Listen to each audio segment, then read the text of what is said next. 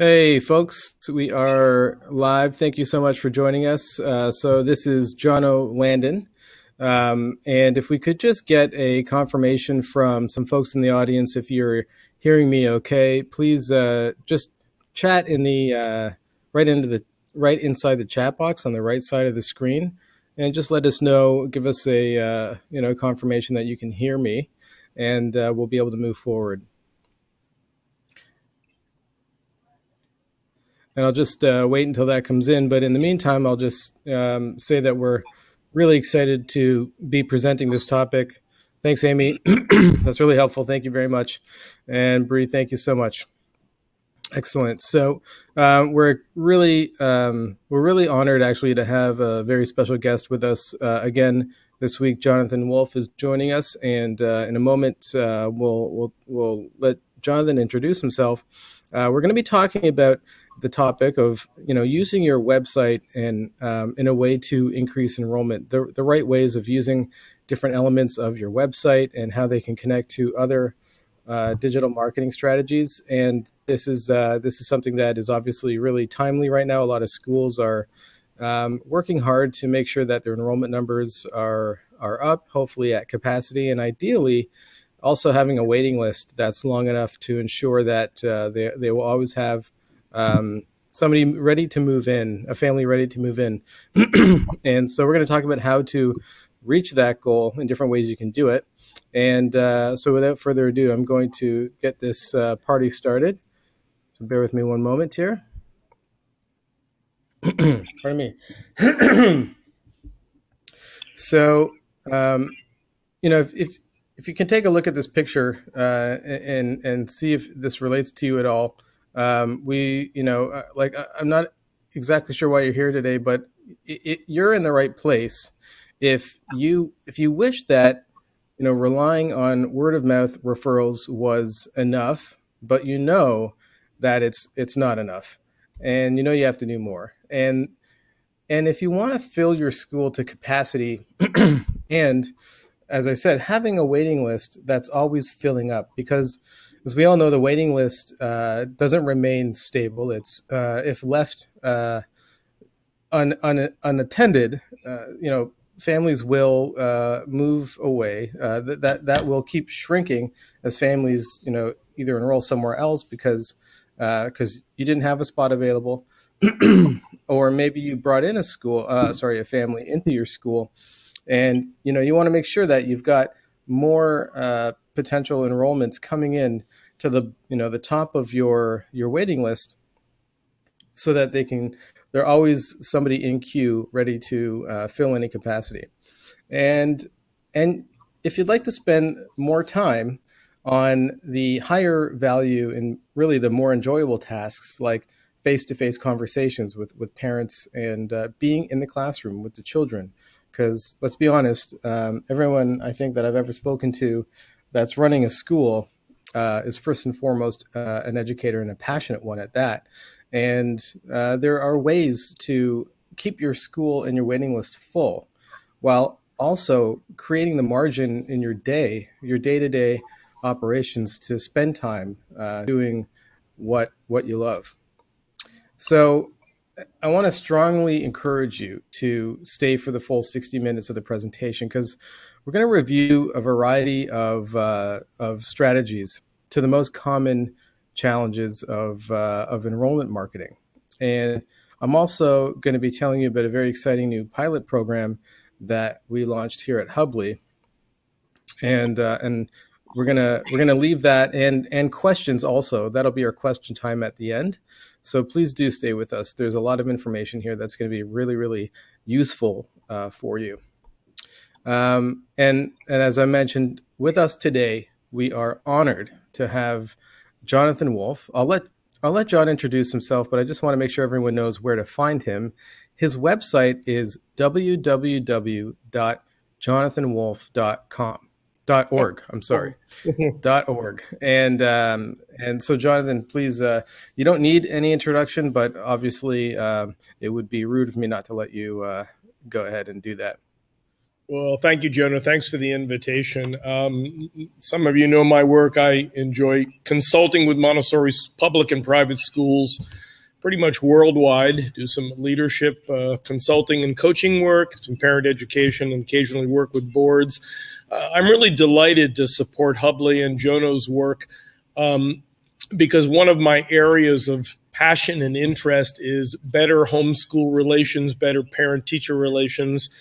And excuse me, for years I've been searching for a online platform that can make the job of parent-teacher communications easier, more immediate, more direct, more trustworthy. And I've really found that in Hubley. It fulfills all the criteria of creating an environment where parent-teachers can truly partner on behalf of the children. Thank you, Jonah. Yeah, and you should also know his consulting doesn't end with schools.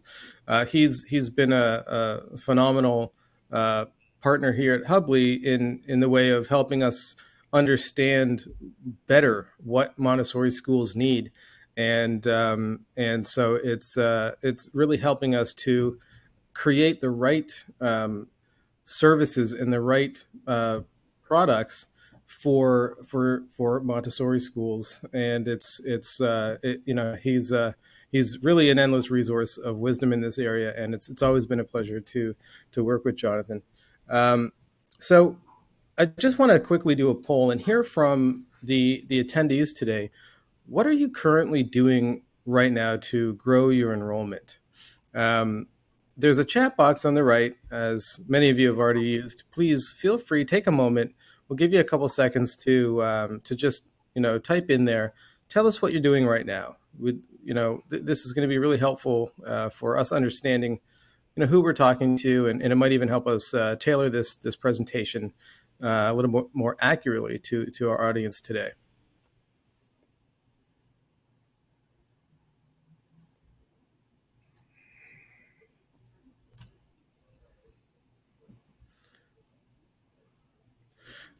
So we've got some folks using a social media strategy. And that's a really broad term. Susanna says open houses and word of mouth. Amy is telling us she's doing Facebook marketing and one-on-one tours with prospective families. That's great. Facebook marketing is something we strongly advise. Oh, Rose, that's really interesting. So she says, I write monthly articles about Montessori in the local paper. That's a very smart approach. I like that a lot. Carla's using a website, parent information sessions, Bree. So information sessions, Facebook, open houses, virtual information sessions. Ooh, that one is neat. I'd like to, that's great. I think actually I've been advising schools on how to perform that as well. That's could be a very, very efficient use of your time, especially for an international school. Okay, tours, social media. So we're seeing a lot of similar things here, strategies, and that's great. And many of the strategies we're hearing, we're going to talk about today. We're going to talk about how to use them. Videos on your website, Amy. Thank you. That's great. Video content is always the most engaging. Excellent. We're also seeing local print advertising, Facebook, and tours. Okay, great. Thanks so much, guys. This is it's great to hear from you and see what's happening. Got some cool little tidbits in there. So let's just take a look at some really important market trends in the private school sector in the U.S. overall. The market size has been growing, while enrollment rates are declining. And what I mean by enrollment rates, it's on a per school basis, right? So what story do these trends teach us? So basically, what we're seeing is that the market's growing, and that's only going to increase. As we all know, the new administration in the U.S. is heavily pushing towards private school, and it's getting harder and harder though to keep enrollment numbers up. We're seeing that on a statistical level. I'm also hearing that on a day-to-day basis when talking to schools. And I, I believe the main reason for that is because, well, more schools are opening up, and that's creating a more competitive environment. And the bottom line is, and forgive me if this comes off as rude or cynical, but I think Montessori schools, if they could approach marketing their schools a little bit more like the rest of the business world, and I'm only referring to, the communication side of things. We're not talking about what's going on inside the classroom, but the impact of that can be very, very, very powerful, and really not very hard to achieve the results that you need. It's really not going to be difficult, even for a school that's really struggling and has been for a long time. What I'm seeing and hearing from schools is that, it's just about a couple of small changes that could really have a drastic impact. And unfortunately, the marketing expertise is not really being found in-house. There are people employing various tools and strategies, but unfortunately, it's really easy to employ them the wrong way and get no results. And so especially when we're talking about social media, Facebook ads, and the ways of using the website, there are ways to do it the right way, which can have a very, very efficient and beneficial impact, whereas it's incredibly easy as well to spend a lot of time using those tools and getting nowhere. So that's the thing that we're hearing, even with schools that are trying to use them. But the good news is that fixing this problem it's really easy, and it really just takes having a framework and understanding how to harness those tools, because they are very powerful. And so what we're looking at here are the 8 metrics of school business growth. And by metrics, I'm talking about measurements. The different key, what we say in the MBA world, is the key performance indicators, the KPIs, and these same KPIs apply to every single business that exists, including schools.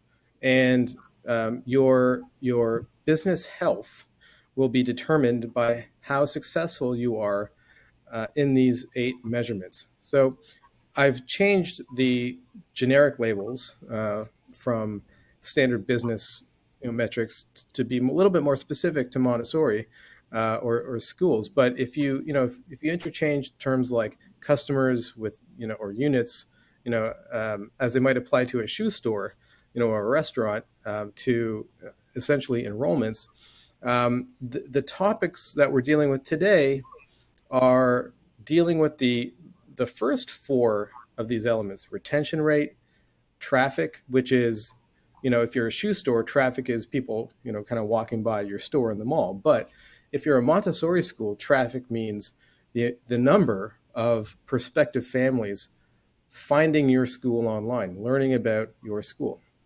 And then inquiries, obviously, are, the percentage of that traffic of those prospective families that inquire, that take the step to either fill out a form on your site, call you, or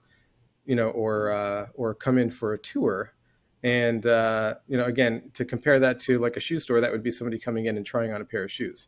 And then enrollments, we obviously those are from those prospective parents, those families have actually gotten to the point of enrolling their children in your school.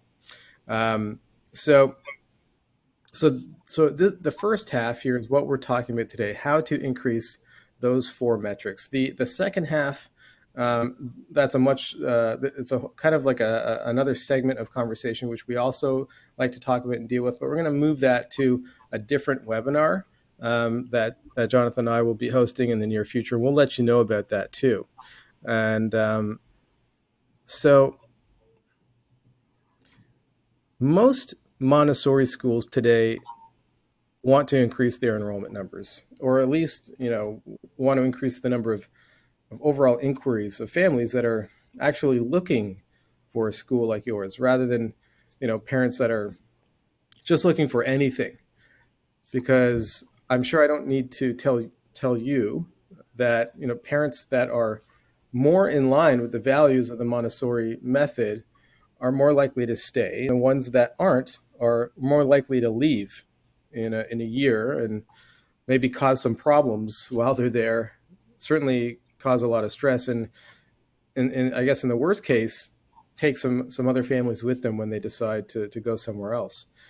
And the best way to feel confident in directing the quote unquote wrong families, or the less ideal families, to go look for a different school, one that's a better match for them.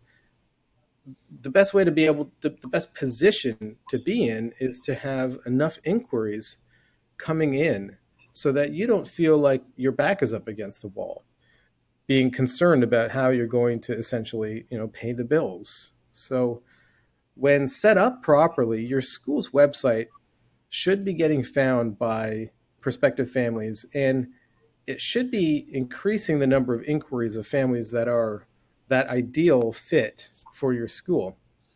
And then, of course, it should drive them into your admissions process. So another way to think about your school's website is like a billboard.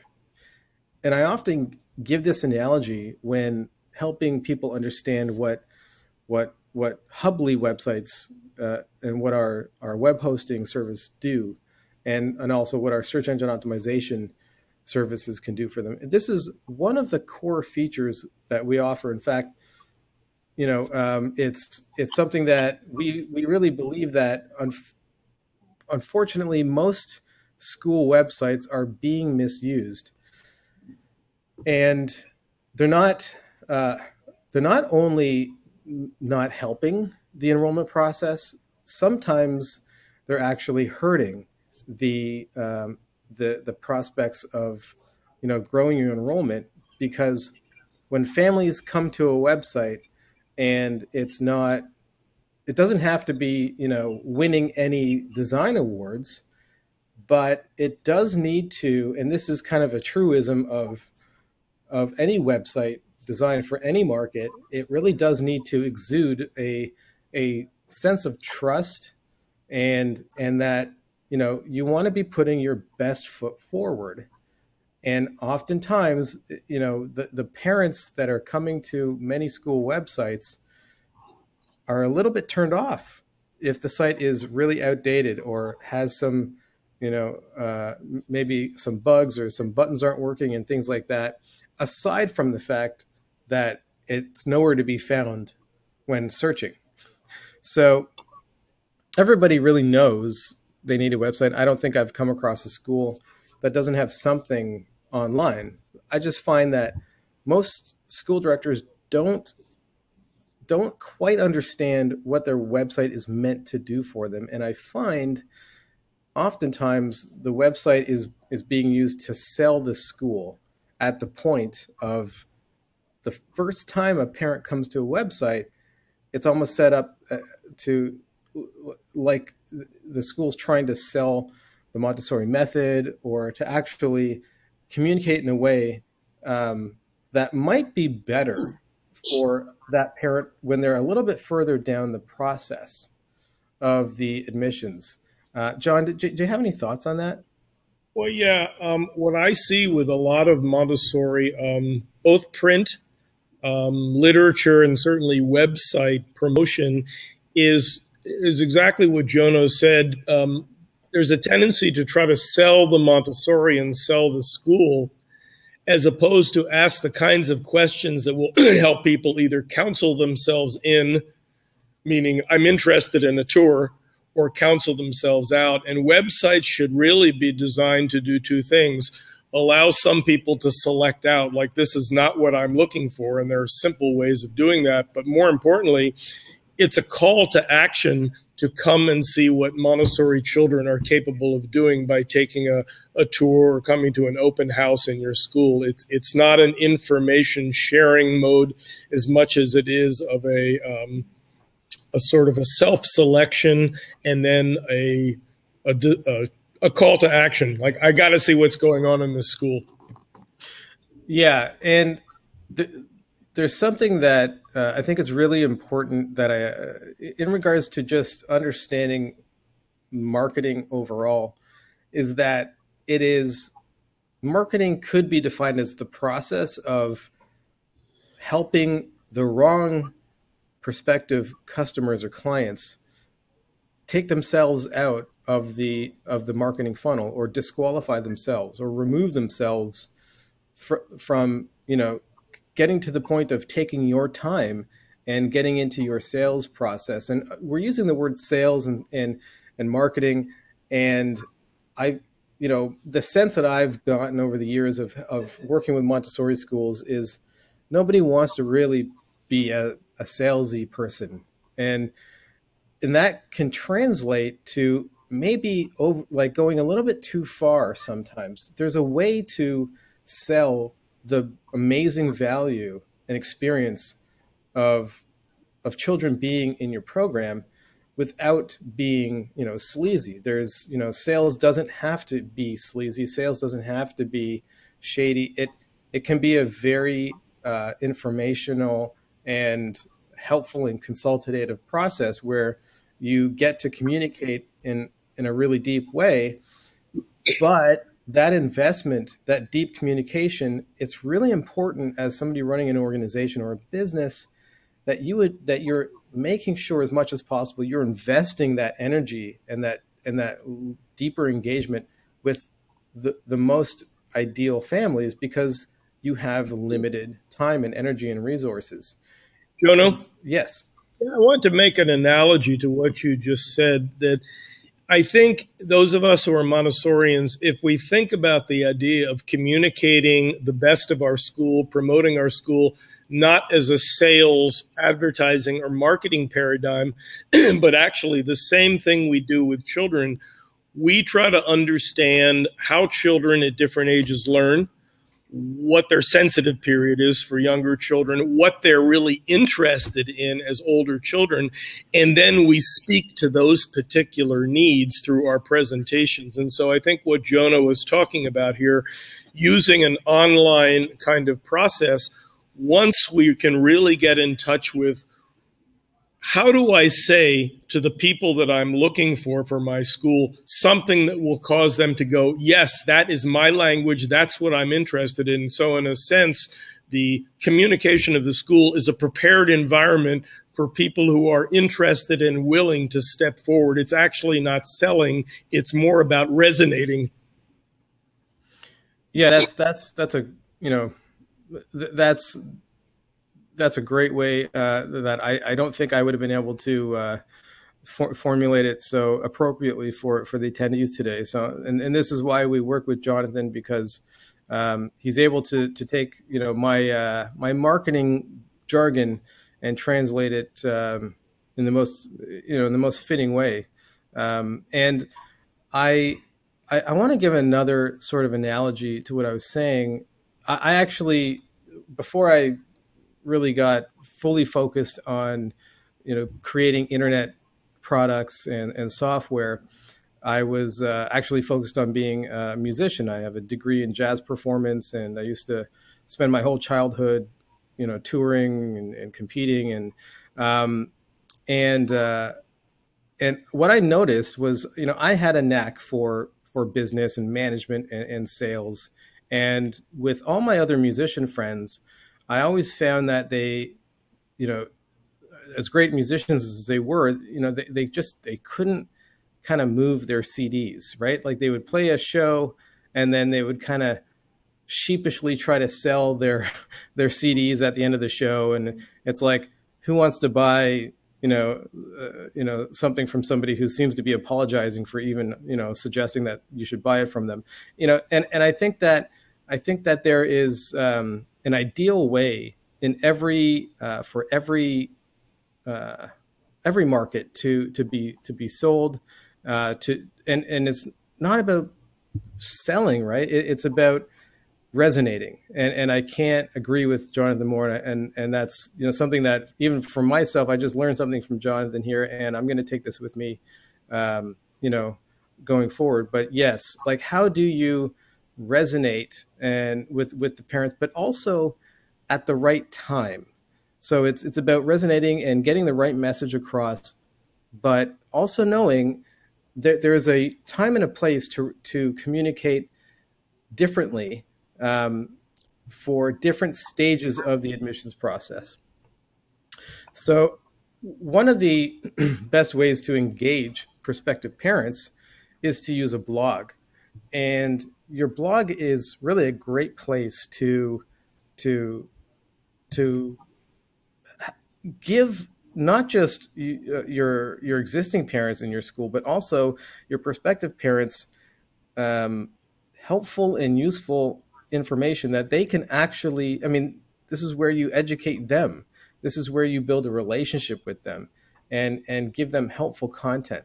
Um, and so aside from the, you know, the type of content that, that you're writing in your blog, and I really want you to pay attention here. One of the most important rules about blogging, and you really need to stick to this, is being consistent as possible. So whether you've been thinking about starting a blog, or maybe you want to get your blog happening again and dust off the cobwebs, so to speak, you really need to make sure that you're being consistent. And it really is one of the most importance of internet marketing in general. And internet marketing, or we can just call it communicating via internet tools like a website or a blog or Facebook, is that trust is built with consistency.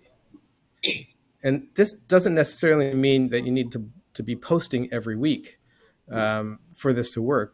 You just want to make sure that you've got a schedule and that you stick to it.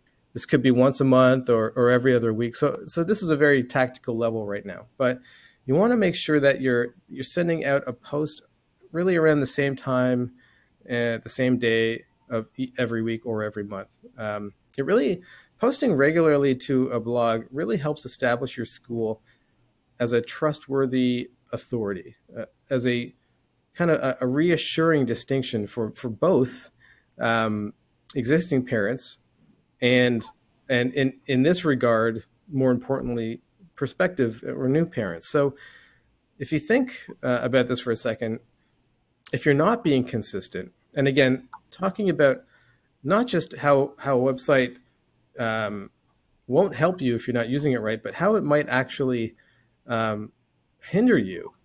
Like if you were to go somewhere to a company and look at, you know, their blog or look at their website and things were out of date, put yourself in that position. If you were to go to a bank, let's say, something that's really important, and you were to see even, you know, a blog, a timeline of articles that are kind of sporadic, you know, one's posted this month, nothing, you know, something was posted last year, and then there was 2 posted in 1 month, and then nothing for the next 3 months. This is likely to put the rest of your organization in a similar light. And that's not something that you want to happen. So you want to make sure that whatever you do, even if it's really minimal, it is always presented in a way that offers the most trust and shows consistency, because, you know, parents want to place their child in an environment where they, you know, beyond how passionate the teachers are, the organization itself is stable and run well. And even if it's, you know, communicating less often, that offers that. And this is not something that hits people and they're going to walk away and say, oh, look at that blog, it's out of sync, or it's not timely. But it's just it's that stuff that's happening in the back of the mind. Jonathan, would you agree with this? Yeah, actually, I want to comment a little bit on consistency. There's actually some pretty substantial research in the advertising world, especially in print advertising, that it's not the full page ads for whatever it is people are selling that gain buyers. It's the much smaller ones that appear issue after issue after issue, whether it's a magazine or a newspaper. So it is very much about consistency, but there are also two other aspects to consistency. There's sort of frequency and time, but there's also having certain themes that continue to reoccur. As an example, there's a peace education school in Washington, D.C. that some of you may know about. It's called the Oneness Family School, and that's their theme. And so anything that they blog always comes back to that particular theme. Maybe you would want to have a theme about independence or higher order thinking. So the blog is not only consistent in time, but it has a theme that keeps on recurring. It's what they call in architecture a pattern language. And then lastly, there's a certain graphic format that is very appealing. I think of Apple computers. If you've ever bought an Apple product or gone into an Apple store, you know it's simple, it's elegant, it's often done in simple white packaging. It's very, very clean look. And so between a graphic consistency, a theme consistency, and a repetition, a frequency of the blogging, it begins to sort of make the brain go, ah, this is that school again. Ah, this is that same theme. Ah, this is the same look. And that is really alluring to a prospective buyer. Right. So here's just an action tip that I think you should jot down as an idea. You want to use your teachers and your administrative team to carve out a posting schedule that's obviously not too daunting. And the best way to do this is just, assign a different staff member each week to post something.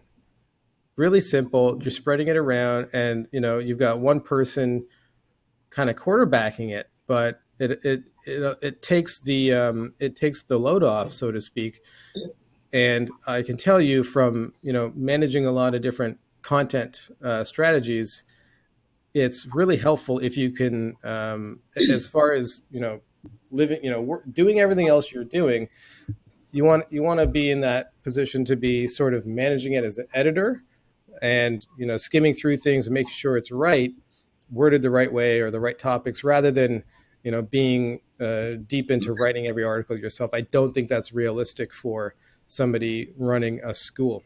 Jonah? Yes. A little leadership tip on that. I found when I was a head of school to have staff, whether it's in newsletters or in this case a blog, helping to motivate them, you can use two little techniques. Rather than pushing them, okay, Jonathan, it's your turn, have a little discussion with the faculty at different program levels. So what are the big issues that you see among the parents at your particular program level with their children, their parenting, their understanding of Montessori, their activities at home? So getting staff members to discuss what are the issues that you're seeing that parents need some support in, and then helping staff link that to, well, you're really good at that particular area. May I invite you to do a blog because that's of an area of interest and it's linked to an issue. So I think rather than just assigning times, which is important, Jono, I think getting people to resonate with, I'm interested in this, I know that parents have a need, and then you'll tend to get more volunteer buy-in on the part of the teachers to do the blogging on a regular basis. Yeah, and that's funny how well that lines up with the next slide, really, which is to write useful parent-focused content. And, you should think of your blog as a value-added gift that you're giving out for free. Really, if you frame it as you're trying to create something that somebody would otherwise pay for, something that's actually really useful, something that's going to give your prospective parents helpful, utility-based information that they can use that day when they read it. This is how you can really gain trust as experts.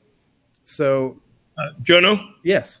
Just a real quick question that appeared there. I think you can see it. I'm not sure if I butcher your name, Mayani or Mayani, forgive me, but to answer your question, and Jono, you may have another thought on this. She writes, do you recommend this, meaning a blog, in lieu of weekly newsletter? Probably, but you could also alternate it because there will be some parents, because of their learning styles, enjoy newsletters. Others will enjoy blogging and some will enjoy both. So it may not be an either or. You might want to alternate it. I wouldn't ask faculty to do the same thing at the same time. Yeah, well, my answer to that would be I actually think they should be one and the same. A newsletter is going to have a better impact if it's not an entire blog article.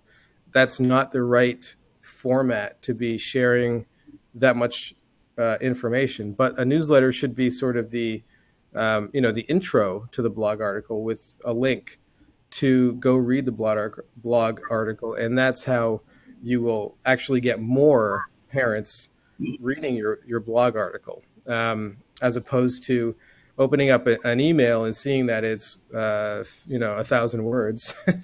They're not going to read it. They're going to be like, "Oh, I'm on my phone, on my way to work or something, and I'll just take a look at that later at some other time." Or that's just too long, and it's just nobody when you're hitting people with email, you want to keep emails to a maximum length, but you want to entice them to read it. You want to give them something that, enough information that they're like, okay, this is really important for me.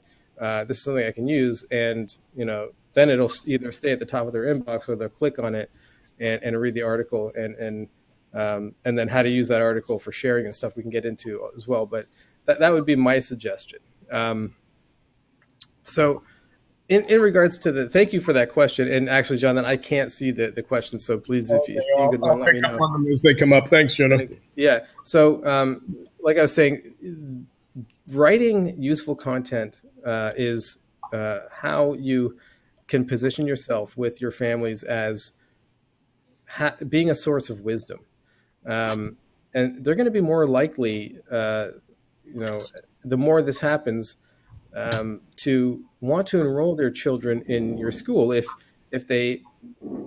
you are, even if this is information that is available in many other places, if you are the source of them engaging this helpful content, you are developing an educational relationship with them before they're even enrolling their child in your school. This could be with somebody that, inquired about your school and never ended up coming in for a tour, but you kept on engaging them on a regular basis with great information. And the point is that you're not just asking them to come in for a tour. You're not hitting them with asking, right? You're hitting them with gifts, with give.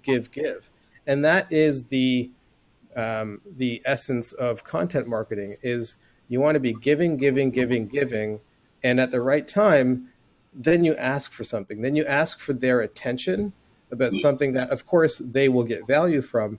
But the way you develop this relationship is by just giving things away that are, again, useful, that they will appreciate and that will see value.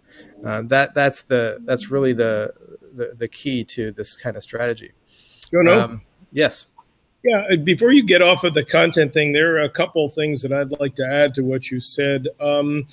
Parents, both existing parents currently enrolled and prospective parents, they're much more interested in tips to improve their parenting and to improve their child's well-being and behavior at home. So I would say parenting tips are really key, and spin them off things about what parents of different age children need. Also, talking in anything that's a content-related blog or newsletter, or both, as Jonah was saying, talking about what children are capable of learning, implied that in a Montessori environment, children can reach much higher states of social, emotional development, higher order thinking, certainly academic achievement. So you also want to talk about enhanced child potential of learning. You want to talk a little bit about how the things that children learn in a Montessori school improve their chances of health, happiness, and success at life. And the more you do these things by telling little case studies or stories, people reading these things love a story, and then you can talk about the principle or theory, but lots of stories will capture people's attention in addition to covering those three areas. Thank you, Jonah. Yeah, thanks. Those are some great ideas. And I can tell you, as a parent with two toddler age children, I would love to be getting that information sent to me on a regular basis in digestible amounts that I can use, that I can use at home with my children. And I can tell you, if a school was sending that to me, I would be very, very likely to pick that school for my children, because again, you're following the parent, right? It's like following the child, but you're actually you're responding to the needs of the parents, and that's how you get the opportunity to respond to the needs of the child. I think is really one way to look at it. So here's another action tip. Have your team brainstorm a few possible topics for your blog, and be sure to keep one master list of ideas so everyone is on the same page. You can ask each teacher to come up with one topic, and actually I think Jonathan probably gave an even better approach to this, related to this. But if you've got one master list, just as a way to organize it, this is something that Hubly could actually help you, give you the tool to have the website and the blog and to send the newsletters, and also give you this one centralized place to keep everything, your content strategy organized and centralized into this one, same tool. This is, you can do this on obviously you can do this on paper if you want to, but the bottom line is, make sure that everyone has access to it, and it just simplifies everything.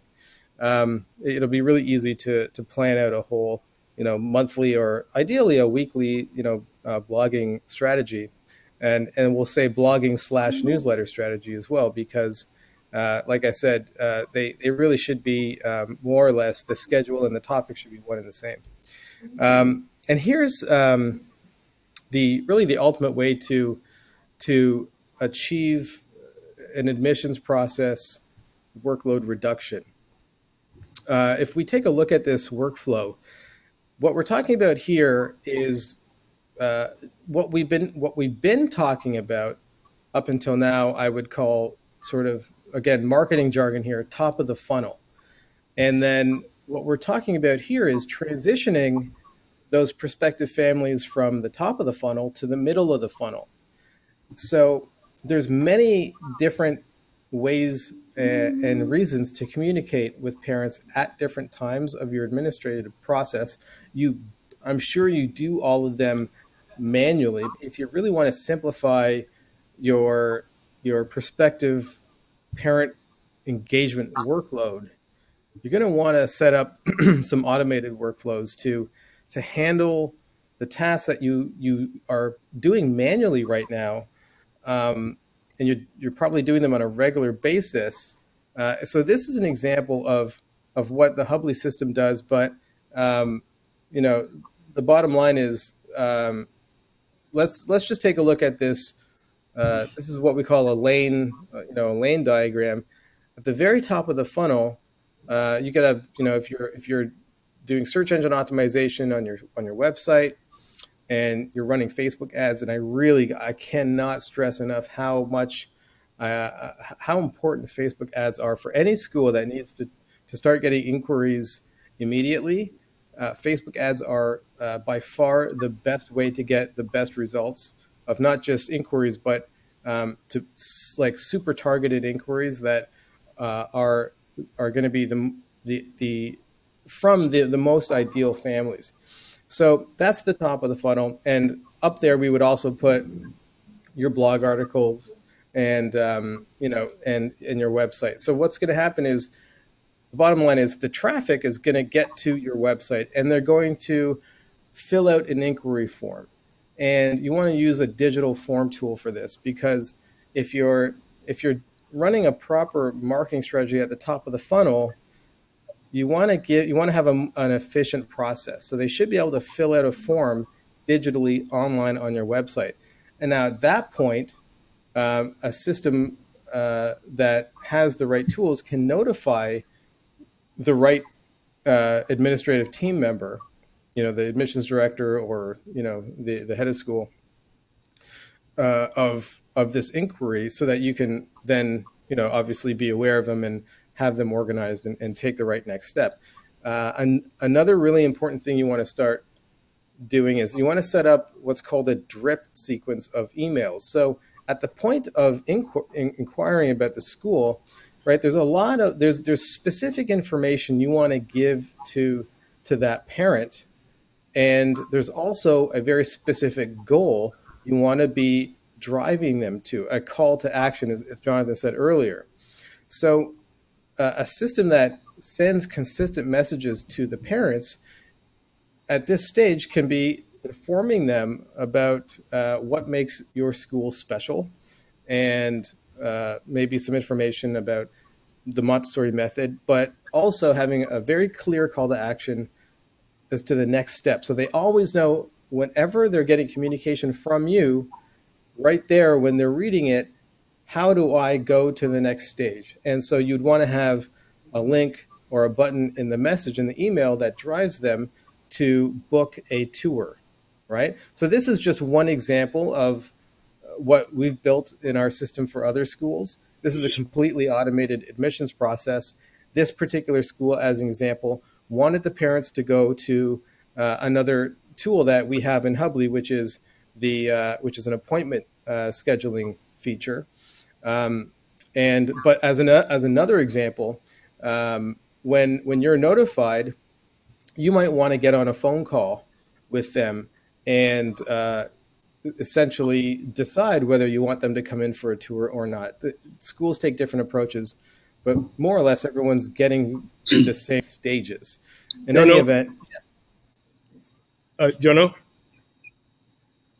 can you hear me? I can, John. Okay. I just wanted to clarify something about this term drip feed. That you and I have talked about it. This is not just a standard, okay, once they do this, then they get this, then they get that in terms of more marketing information. This can be somewhat individualized. Let me give you a sample of how sophisticated this particular system can run. Let's pretend somebody has an inquiry in your school and simply wants more information. They let you know on the website, I'd like more information about the school. So you send out more information, but that creates another path, a different path to, or a further path. And we sent you that information, and here's the follow-up email. We'd like to know if you have any more questions about this. And that's one drip feed.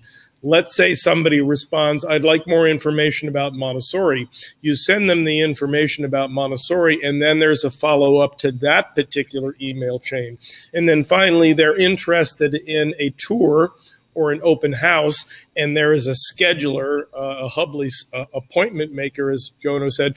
But then there's also a follow-up before and after the open house or the tour stream. And so these drip systems, so to speak, can follow a particular path that the parent has initiated, and those can be different sets of communications. Exactly. And another thing that the Hubly system can do, which is just helpful, is giving your staff actual tasks. So alerting them to a task so that they don't miss anything and are reminded to take action when they need to. As an example, let's say a parent came in for a tour and it's been a certain amount of days and they have not yet filled out the application form. So again, the system could alert you to the fact that so-and-so came in a week ago, hasn't filled out the application form. Please give them a call, and here's their phone number. And all of this stuff is going to be happening automatically. And then, of course, that application form can be sent to the parent automatically, and they can fill it out online, and so on. And then really the goal here is that these are things that should be done the same way every time, right? For the right, but Jonathan is making a good point.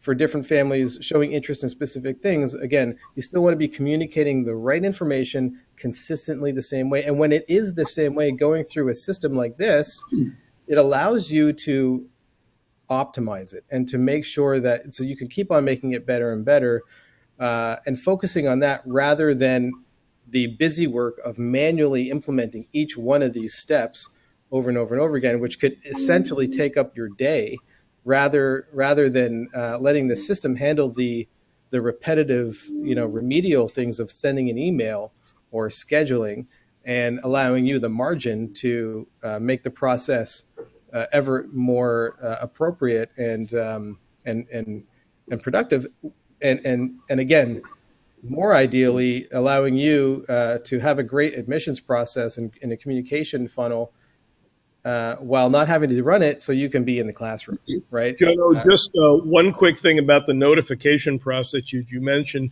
For those listening who are heads of schools, I would imagine some of you have had the situation where a teacher, a Montessori guide, says, I didn't know somebody was coming to observe. I didn't know there was a tour today. This notification system not only notifies the parent of the follow-through as well as the office people, but it can also let teachers know this is going to happen today with regard to prospective parents, so they're feeling less disrupted in their work period with students. That's a great way to use a tool like this as well. And again, the type of thing that I wouldn't be able to come up with on my own, but given the experience that we have here with Jonathan, there's endless ways of applying this, and we're always learning how to use these tools to better suit not just the admin that are running the process, but everybody. Like, if someone's coming into a particular room for a tour, that notification could go out at the right time to the right teachers and staff members, keeping everything extremely efficient. And you can rest assured that it's being done, and maybe even more importantly, you can always go and see where every prospective family is at what stage in the process, so you're never losing track of those families. People aren't missing things. People are getting their messages at the right time, and you always know where they are, which is just something that can, I think, alleviate some stress on some days. So. Jono, just one other quick thing, and this is a thought that's never occurred to me until just now as you were talking about the drip system.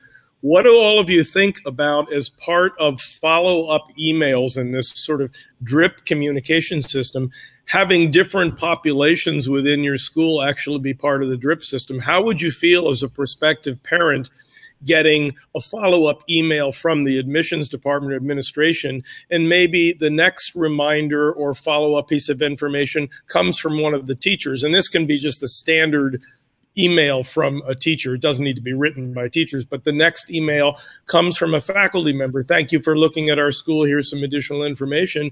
And if you have, any age children, how about a little note as a drip from one of the children, one of the students? I'm a student in the school and I wanted to thank you for looking at our school. So they're actually getting this drip feed through different people in the community. What would be the feeling on the part of a prospective parent if that were to happen? So it's consistency and repetition, but it's coming through different voices in the school. Well, I don't know how you guys feel about that, but that to me strikes me as a brilliant form of communication, brilliant marketing idea. And I just, it never, I'm always astonished by, I don't think Jonathan really promotes himself as a marketing genius, but he clearly is. Guys, like, bring out the best in me, Jono. Yeah, thanks. So I'm not exactly sure why everybody here showed up today, but I think I could probably guess a few things. And if my system would work, I could actually do it. So you want to be able to keep your school enrolled to capacity with a waiting list that is, staying at a consistent size, so there's always the right families in queue ready to fill an opening. Probably want to have enough inquiries coming in month after month so that you're not afraid to turn away parents that aren't really the right fit for your school. And you want to free up time from these kind of boring and repetitive remedial tasks like sorting through sheets of paper, so you can spend more time on more enjoyable ways, or tasks like being in the classroom or interviewing, being face-to-face with these parents. and you know that you're capable of more, and you just need to get some of the roadblocks out of your way. And you want to give your prospective parents a communication experience that is engaging and informative and makes them look forward to enrolling their children in your school, and that they're really happy. There's nothing in the back of their mind wondering if they've made the right choice. Jono? Yeah. Before you go on to the next slide, there's a couple things that have come in on the chat. Lauren writes, how many of the schools here still send a paper thank you or just an email thank you after touring? I imagine a lot of them. And again, it can be much subtler and much more individualized. Thank you, Lauren. And then I think Suzanne wrote, do you recommend putting tuition rates on the website? And although Amy responded, we list application and tuition and website, that wouldn't personally be my recommendation. And I've never done it in schools that I've run, because you're asking people to make a decision in terms of make a decision on tuition before they've actually seen the beauty and the power of the children in your program. And that's the call to action. If people are going to look at the tuition and say no, then they've made a decision before they've seen this incredible program that you have, and maybe showing a willingness at that point to stretch their budget. It's the difference between looking at the sticker price on a car and taking it out for a drive. So I personally don't recommend putting tuition rates on the website. I think you want to have people come down and see the school and then discuss tuition with them, or give them an application packet after they've seen the incredible things you're doing. Yeah, I would absolutely agree with that. You don't want to be discussing price with people, especially if if you're in an area where you're the more expensive option, until they are resonating with the greater value of having their child in your school, so that when they see the price, it just makes sense.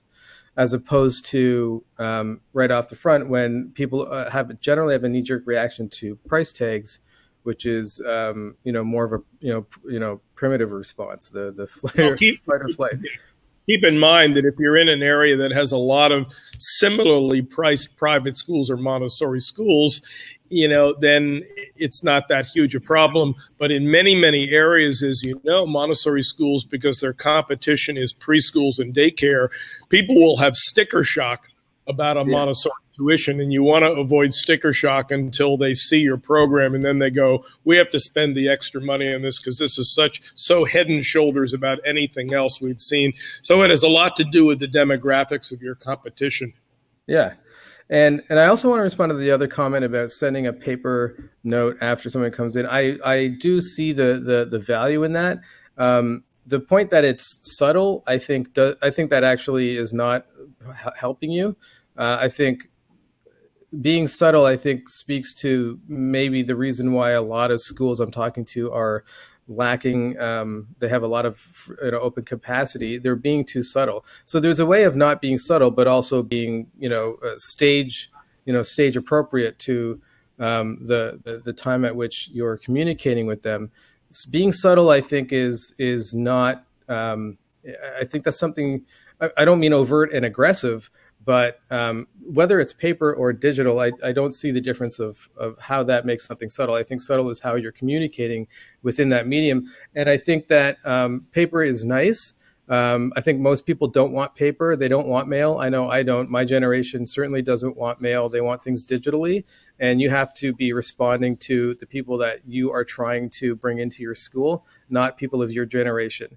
And you also, and I don't mean to be, too direct on that, but I just think that's like something that I'm finding is holding schools back, that they are creating a communication environment that that they like, as opposed to oftentimes people that are 1 or 2 generations younger than them, and as opposed to catering it to them, which is kind of ignoring their needs.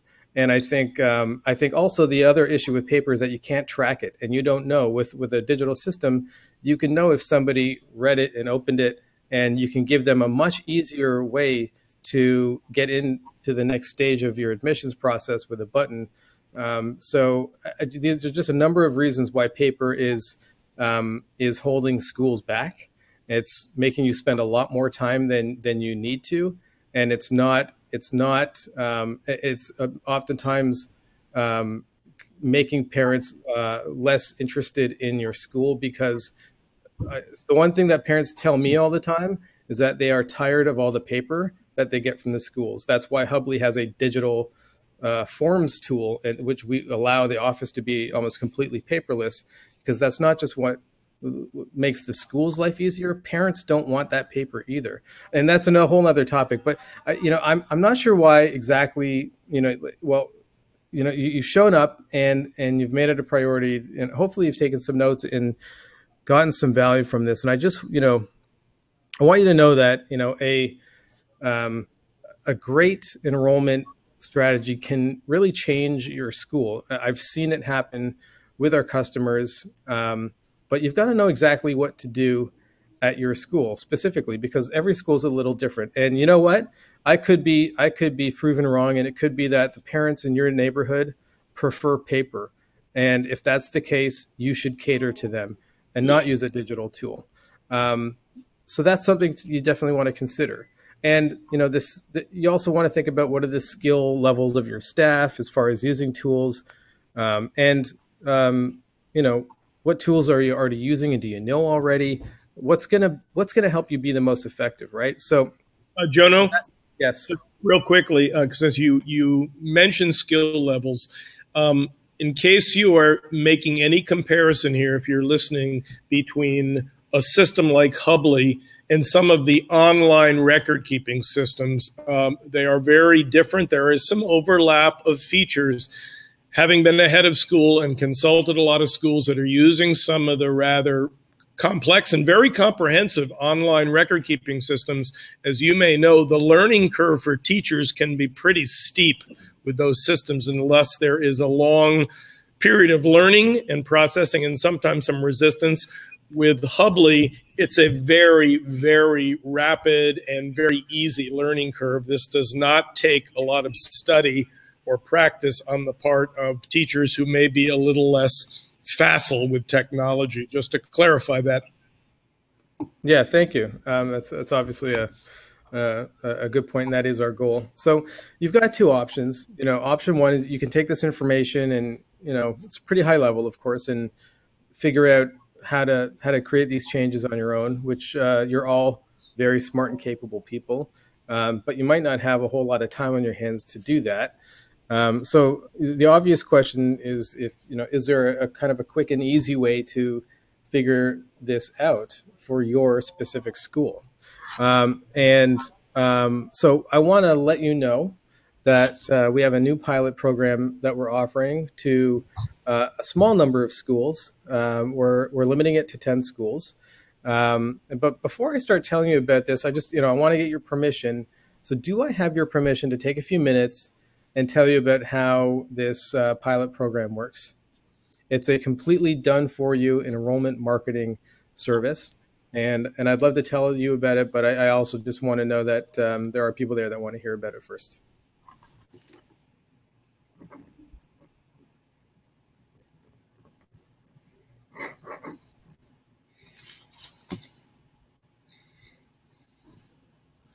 Okay, so we got an affirmative, so I'll continue talking about this pilot program. I'm glad to hear it because I think it's going to be really good for you. The Hubbly done for you enrollment marketing service is the most efficient way to grow your enrollment and reduce administrative workload.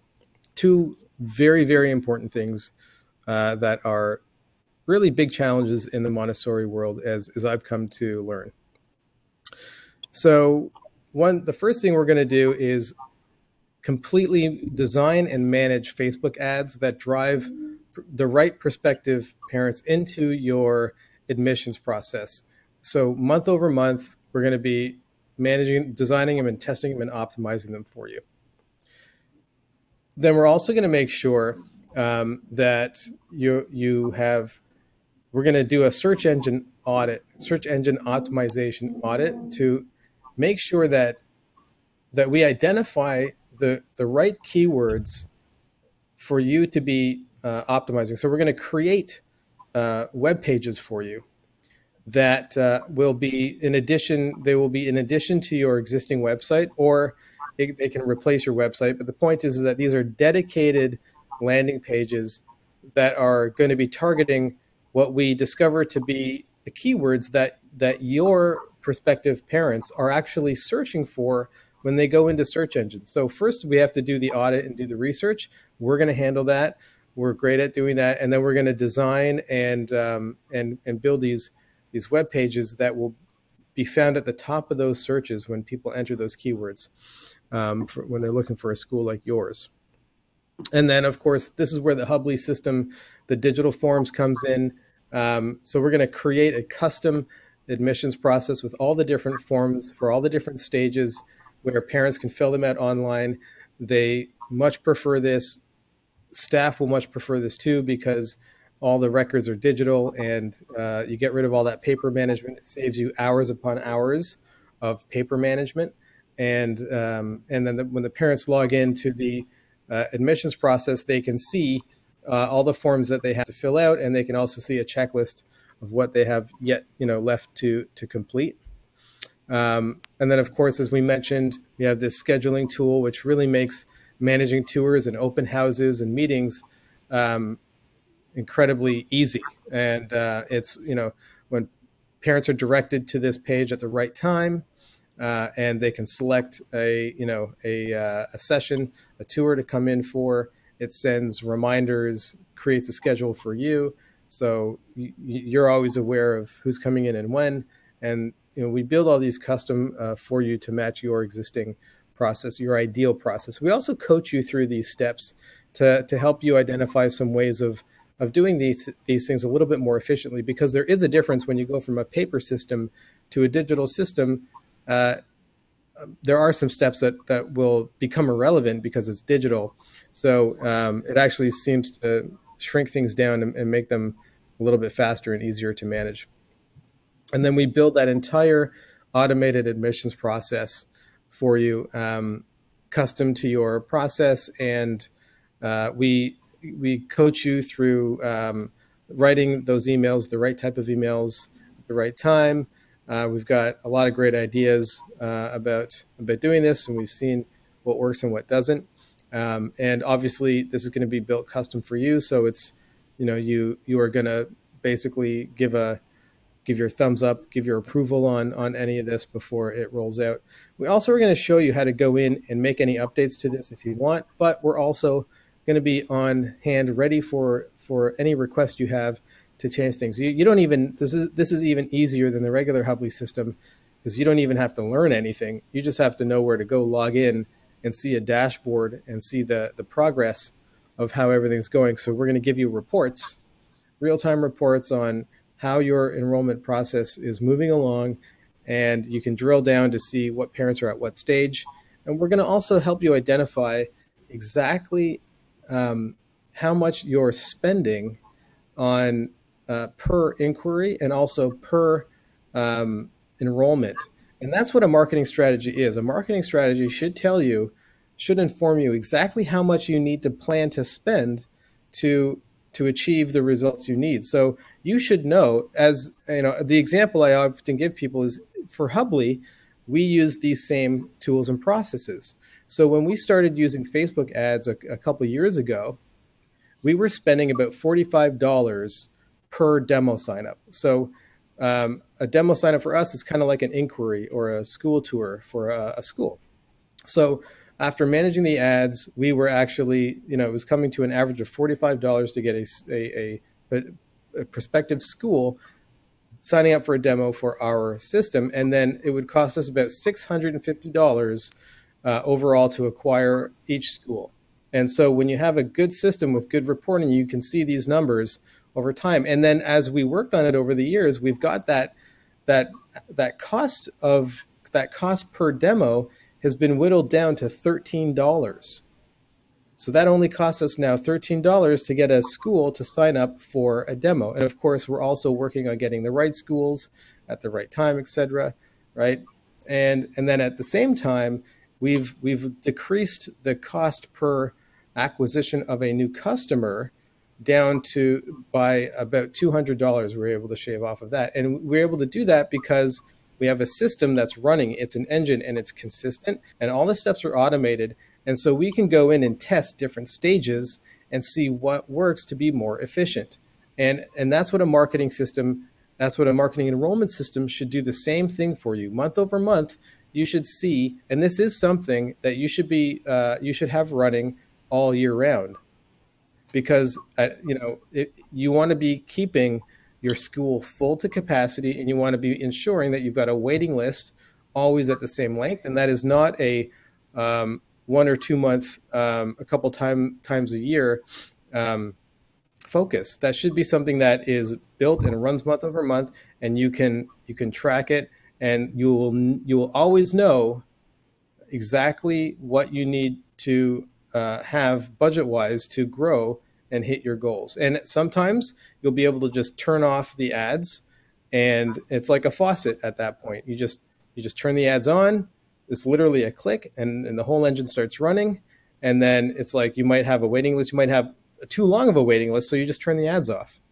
But that funnel is still running. And the other great part about this is that you don't even have, the more you've got the search engine optimized pages working for you, you don't even have to pay for ads. So it becomes a good marketing strategy, becomes cheaper and cheaper and cheaper every month, but you need a system that's trackable and that's consistent to be able to decrease how much it costs to achieve the same growth in the school. So this is what the result would be of having us build this marketing system for you. And here's another bonus I was talking about at the beginning. If you sign up for we're offering a consultation, and if you sign up for that before the end of this webinar, you'll get a free download of our ebook titled Master Parent Engagement. So this is just a free bonus, and anyone that signs up for the Enrollment Marketing Pilot Program consultation today will actually get a free ebook sent to them. So yeah, so we are limiting this to 10 schools. Actually, this slide is out of date. There's only 5 spots left right now. So I apologize if there's actually only 5 spots. We've had a number of schools sign up. Last week, we actually had over 50 schools sign up for these initial consultations, and everybody's going through their decision-making process, of course. But the response to this pilot program has been overwhelming. I'm exhausted from holding these consultations, but obviously we struck a chord, and I've obviously had to do this so quickly that I missed one of the letters I was supposed to write there. So this isn't Lear more today. This is actually Learn more today. So I'll have to fix that up too. Anyways. I'd love to open the floor up to any questions that might be there. If anybody has questions, feel free. There's one from Irene, Jono. Here, it's back to the tuition question. It's not directly related to Hubley. If tuition is not on website, Irene writes, do you answer tuition questions when they are scheduling a tour? Yeah, if you need to. And I would also say, this is our tuition, and I'd like to show you our program before you make a final decision. I don't think you can say no to people when they ask, but I would still encourage them to come down and see the school. Yeah, because even being at your school and getting the initial vibe from your school is going to communicate to the right parents a value that they're going to be more interested in paying for, even at that point. So you want to leave that tuition conversation as long as possible, because essentially, if you can, the further down the admissions process they are, they're going to be more likely to understand the value that that you're going to be delivering to their family. And it's just a much easier conversation at that point.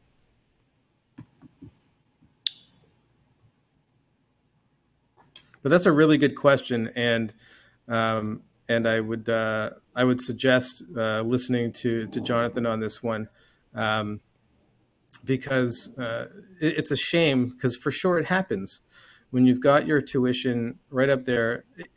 Again, unless you are in an area where there's just so many parents happy to pay top dollar, and there's a lot of competition out there charging similar rates, then it probably doesn't matter. But if you are that kind of that standout price, you are going to be turning away potential families that might be a great fit for your school prematurely.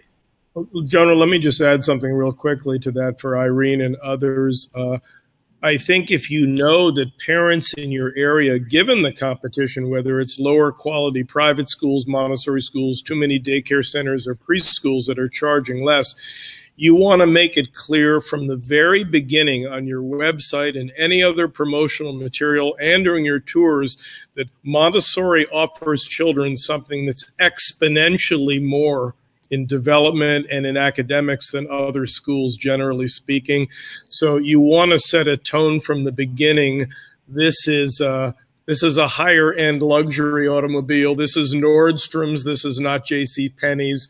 To get them prepared for, you're getting so much more. And so when they see the tuition, they've already had a lot of reminders, massaging on, like, you know, this produces much higher level of learning and child development and human beings.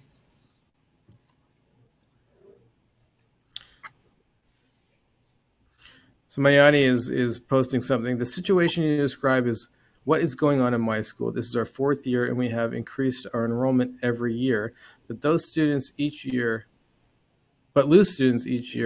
and are constantly getting new students. So what are some specific tips to helping parents opt out before they enroll so we attract the right parents who will stay? So that would go back to right back to the ads. So if you want to essentially, the reason why ads are so great is because you can control the right from the beginning, the very top of the funnel, who is coming into your admissions process through putting the right communication, the right language, the right imagery on your ads. You are going to be already starting to disqualify or helping parents, decide if this is, the right type of school. And then when they come to the landing page, when they click on the ad and they come to a web page, you can go more in depth talking about the same things. The way you do this is by, first and foremost, getting your finger on the pulse of the families that are staying with you and are the ones that are thriving at your school. You want to use them as a persona and understand them and understand the language that they think with when they look for things. So this is a really, really important for you right now, a new school experiencing this. You've got good things happening, but you're seeing high attrition. So you want to basically make an archetype. So you've got parents that are the right fit. So what you need to do is identify what the common denominators are, really get inside the heads of those parents and ask them to write down for you. This is one of my best tips. Ask them to write down for you what they like about the school, and take that language, literally word for word, and use it in your ads, and use it on your landing page, and use it throughout your admissions process. Then you know you are speaking to the right people. Jono, a couple thoughts on this one based on Mayani's question. Again, I apologize if I'm mispronouncing your name. If your school happens to have enough inquiries that you have an oversupply of inquiries, which many schools do not, of course, you can let parents know that the priority of enrollment in your school is for people that are opting for the entire scope of the program. Let's say your school, and I don't know your school, Mayani, runs from early childhood, from Children's House through the elementary program, and you show them in the tour the entire program from top to bottom and let them know that the Montessori experience is the total experience of your school, and families who are interested in that experience will be prioritized. It won't ensure that some parents won't still bail, but it gives you a better sense of that at the beginning. Just a thought. Yeah. And Amy's commenting to answer tuition information at every call. And I would absolutely agree. Whenever you're asked, answer it. The last thing you want to do is Yes. come off as if you're trying to hide something. That's not what you're doing. But you should have a good formulate a really thoughtful way of communicating and couching the tuition, so that it's not just the numbers, but that there's a clear understanding of why that tuition is what it is, and what the benefits and the values are that make you so distinct and special, and why the right families are going to be happy to pay it. Miani, there's one other thought that I had about that issue. Amazingly, many schools in the initial recruitment process, especially during the tour at open houses, they forget to ask parents the very innocent question. And, there are many, many wonderful public and private schools in the area beyond our Montessori early childhood program. What are your plans for your child over the next few years? Where do you see them going to other schools? It's sort of a trick question. But sometimes parents will reveal themselves, oh, we just want to go through Montessori 3 to 6, and then we're going to put them in the public school first grade or kindergarten. And again, then they let the cat out of the bag that they're not making a long-term commitment. So you then have more information about how committed you're going to be to them. Yeah, that's a really great idea. Elizabeth is asking, is this marketing aimed towards small schools? Well, these are strategies that any school size should be able to harness and utilize and benefit from. So small schools have the same needs. I mean, small schools have less staff I find a very common ratio, no matter what school I'm talking to, whether they've got 500 children or 10, everybody is always understaffed. and like everybody is just working really hard, and things are not very efficient, and the marketing and the communication process is not all that efficient, and oftentimes not all that effective. Well, and also, Jono, oftentimes small schools, of course, have more competition from larger schools in the area. So creating a kind of energy, a culture that your small school is more attentive and more responsive to the particular interests and needs of the prospective parents can give you sort of a cultural or communications edge over some of the larger schools. And that's what Hubley, with this kind of adaptive communications, can provide, at least in my experience. Yeah. And I'll tell you one thing I've learned, especially over the last little while talking to schools about this program, is that I'm finding a lack of, I guess, value put on spending money for marketing, or even just really getting down to the numbers and seeing that, or even having calculated the revenue of one child that comes in for the entire program. Oftentimes can be upwards. One child can bring in anywhere, I've seen in our customers, anywhere from $40,000 to $100,000 of revenue over the lifetime of that child being in your program. And it always baffles me on the things that schools are spending a lot of money on sometimes, and where they're allocating their resources.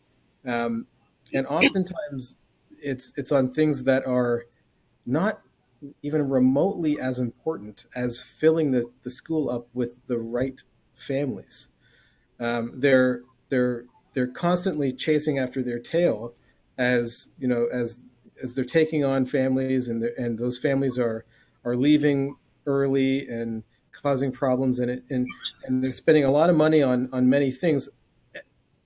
Everything is important, of course, but without the children, what is a school? So I always find that there's a bit of a misallocation of funds and priorities in regards to marketing. And I mean, I'd love to hear a response on that. Yeah, Miana, you can probably see Lauren's chat comment there, but just to reinforce it, Lauren says, we ask prospective parents about their plans for the future and also make sure to find out if they have siblings enrolled in other schools or elsewhere. Excellent point. Good information, Lauren. Thank you. Yeah, and I want to say, I recently wrote a blog post. It's on hubley.com on our blog, and it's on that exact topic: how to increase your child per family ratio without getting weird is actually the title of the blog post. And it's, if you could imagine what kind of impact it would have on the school if you were able to, at least to a small degree, increase the amount of families that you have that have more children. So if you've got two families that are, both coming in and there's one spot available, if one family only has one child and another family has three and two more children that could come into the school, like on a very straight up business level, you would be crazy not to take the family that has more children, as long as they are equally an equally good fit for your school, of course, all things being equal, because the amount of work it goes in to onboarding a new family is it's hard, right? So if you can increase the amount of families you have with multiple children, you are giving yourself the ability, the room, more margin, again, to keep your school full at capacity with a waiting list. And while, again, I think everyone's goal ultimately is to be having more time doing what you love, rather than answering calls or sending reminders.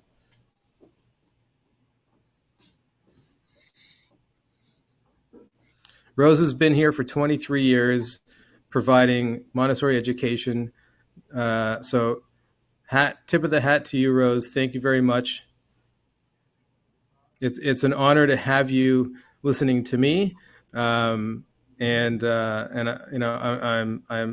I said, I really am honored that everybody is here taking your time to hear me blow hot air while Jonathan tells you something really important. But we are actually getting to the point where we're going to wrap things up, and please do,